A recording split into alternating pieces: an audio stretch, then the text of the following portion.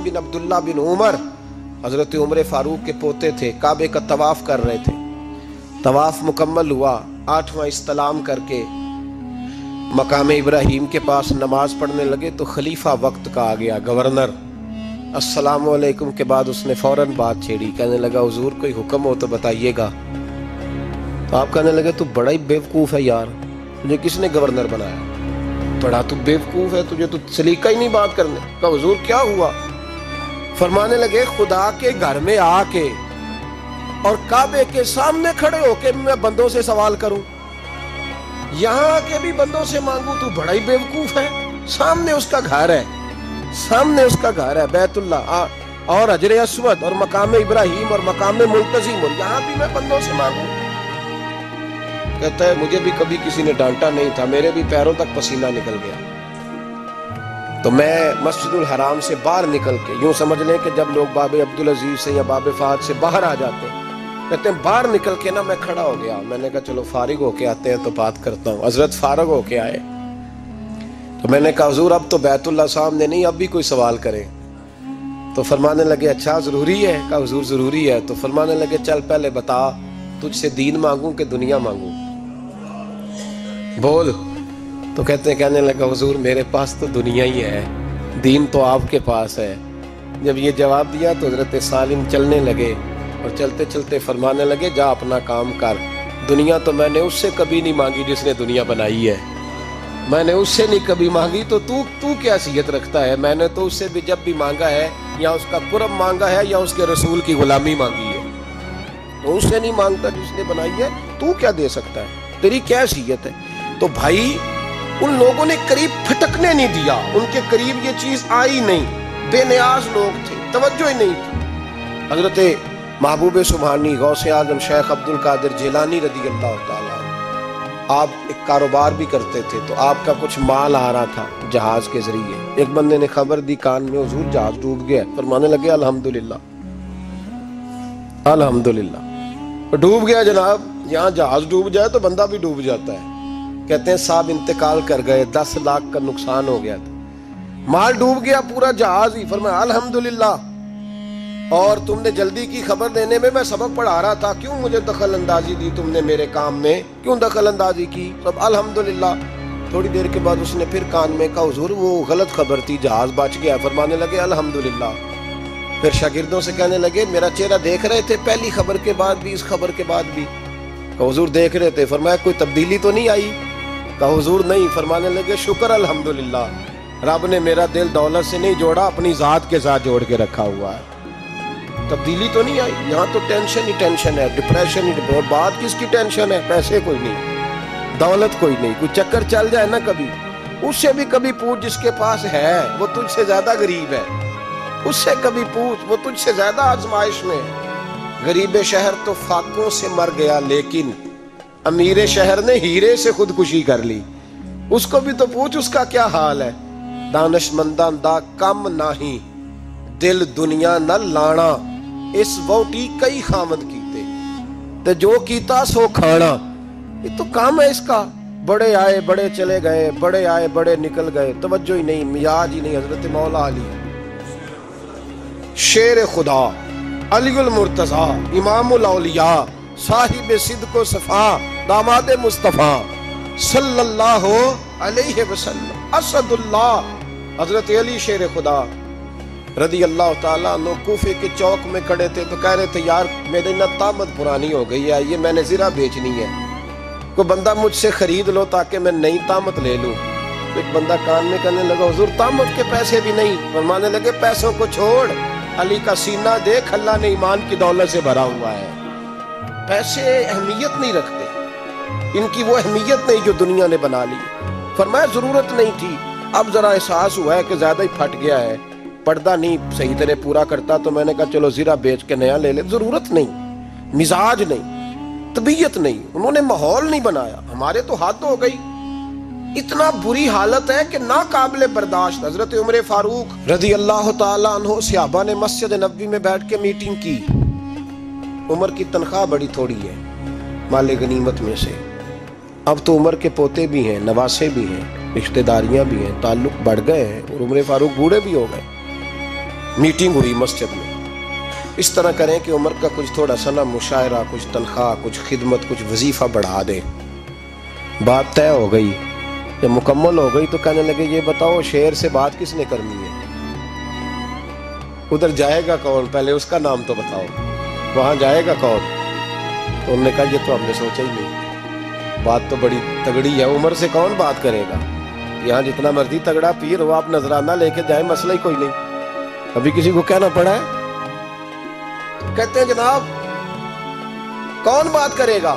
تو ایک صحابی کہنے لگے کہ حضرت عمر رضی اللہ تعالیٰ عنہ کی جو صاحبزادی ہیں نا، حضرت حفصہ رضی اللہ تعالیٰ عنہ، وہ ام المومنین بھی ہیں، حضور علیہ السلام کی زوجہ ہیں، مومنوں کی ماں ہیں. ان سے کہتے ہیں، اور ان کے والد بھی ہیں. تو حضرت حفصہ سے کہا تو جناب حفصہ چل کے گئیں حضرت عمر کے پاس. جا کے کہا ابا جی ایک بات کرنی تھی. انہوں نے کہا بیٹے کرو. تو ان کو بھی پتا تھا نا جاہو جلال کا. کہنے لگے ابا جی مسجد نبوی میں صحابہ کی میٹنگ ہوئی ہے، ایک ہی محلے میں ایک ہی شہر میں لوگ رہتے ہیں تو ایک دوسروں کی خرچوں کا ضروریات کا پتہ ہے. کہتی ہے میں نے پس منظر سارا کر کے بات کی. میں نے کہا سب کو پتہ ہے کہ آپ کے خرچے بڑے بڑھ گئے ہیں، تو مجھے نا انہوں نے حضور کی زوجہ سمجھ کے، قابل احترام سمجھ کے میری ذمہ لگایا ہے کہ تھوڑے سے پیسے آپ کے بڑھا دیں. تو حضرت عمر فاروق رضی اللہ تعالیٰ عنہ کی صاحبزادی کہتے ہیں عمر کو اتنا جلال آیا کہ اٹھ کے کھڑے ہو گئے. کہنے لگے حفصہ ان لوگوں کے نام بتا، میں انہیں دروں سے ماروں گا، اور اس طرح ماروں گا کہ ان کی کمر پہ نشان پڑے، ان کی کمروں پہ نشان پڑے. اس انداز میں درے ماروں گا کہ مجھے زخم نظر آئے. ابا جی اتنا جلال کس بات کا؟ سادی سی بات ہے. تو سیدنا عمر فاروق رو پڑے. کہنے لگے سادی سی بات ہے؟ میرے لیے مسجد نبوی میں بیٹھ کے میٹنگ ہوتی رہی کہ عمر کو دولت دینی ہے. لوگوں نے یہ مجھے سمجھ لیا ہے، مسجد نبوی میں بیٹھ کر میرے لیے یہ میٹنگ ہوتی رہی کہ عمر کو پیسے دینے ہیں، اس کو دولت کے ساتھ ہم نے نواز رہے. مسجد نبوی میں میرے لیے کس کو یہ جرت ہوئی؟ فرمایا حفصہ کاش کہ تو میرے پاس پیغام لے کے نہ آتی، کوئی اور آتا اور پھر میں اسے دروں سے مارتا. حضرت حفصہ کہتی ہے میں خاموش ہوئی تو میری طرف دیکھ کے فرمانے لگے بتا نا، تو نبی پاک کے گھر میں رہتی تھی، میرے مصطفیٰ کا طریقہ کیا تھا؟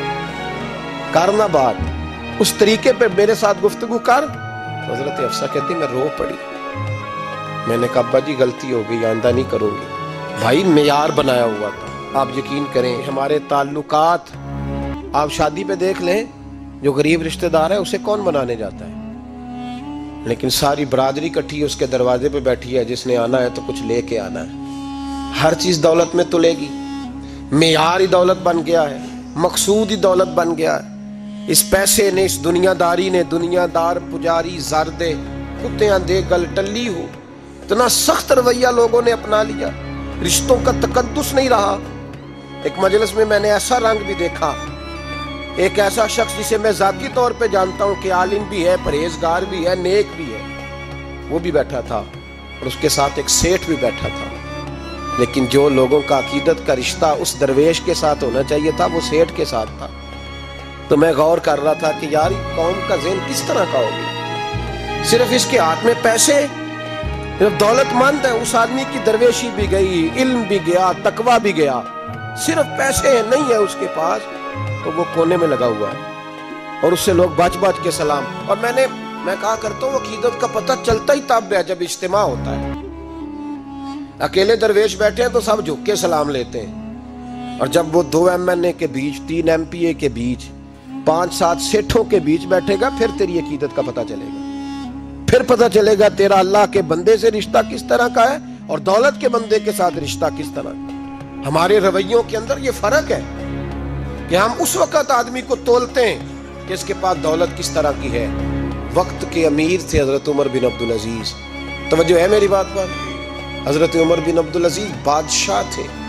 اب ہم لوگوں نے بھی بچوں کا بہانہ لگایا ہوا ہے نا، بس جی وہ میں چاہتا ہوں بچوں کا کچھ بن جائے، تو بچے بالغ ہو گئے تو کرانا رجسٹریاں ان کے نام، فارغ ہو جاؤ، آ جاؤ مسجد میں چھوڑو. لیکن پھر بھی کنجیاں دینے کو دل نہیں کرتا. پھر بھی بابا جی کی پیالیوں سے مرنے کے بعد پیسے نکلتے ہیں، پھر بھی ان کے تکیے کے بیچ سے بھی کچھ وہ نوٹ نکل آتے ہیں جو اب چلتے بھی نہیں. گزر گیا زمانہ، یہ لگتے ہی نہیں، بزرگ ناراض نہ ہو جائے، لیکن جو بات کر رہا ہوں بہرحال اس کے پیچھے کچھ پس منظر ہے. یہ بھی بہانہ ہے. بینک بیلنس اپنے نام، زمین جائیداد ساری اپنے نام، اور کمائی کس کے لیے کر رہا ہے؟ بچوں کے لیے. نام کس کا لے رہا ہے؟ بچوں کا. یہ کس طرح کا بچوں؟ بہانہ نہ لگاؤ، صاف کہو کہ اپنے لیے کما رہا ہوں، صاف کہو. کیوں بچوں کا نام لیتے ہو جب ہر چیز کی کنجی تو رکھی ہوئی ہے باندھ کے اپنے ساتھ؟ حضرت عمر بن عبدالعزیز بادشاہ تھے. آواز دی، گھر میں بیٹھے، بیٹی پانی کا پیالہ تو لاؤ. بیٹی خاموش ہو گئی. ساتھ والا کمرہ بیٹی کا. پھر آواز دی، بیٹے سن رہی ہو؟ کہ ابا جی سن رہی ہوں، پانی کا پیالہ دینا.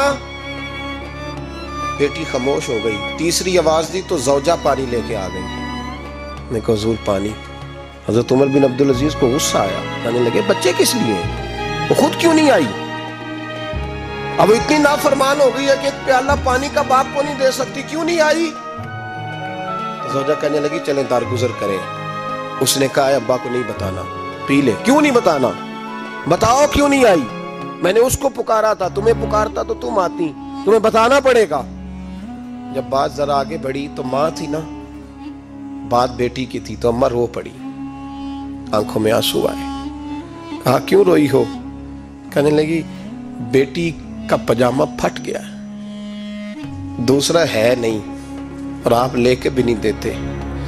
کمرے میں بیٹھ کے تو پجامہ سی رہی ہے. کہہ رہی تھی ابا کو بتانا نہ، انہیں تکلیف ہوگی.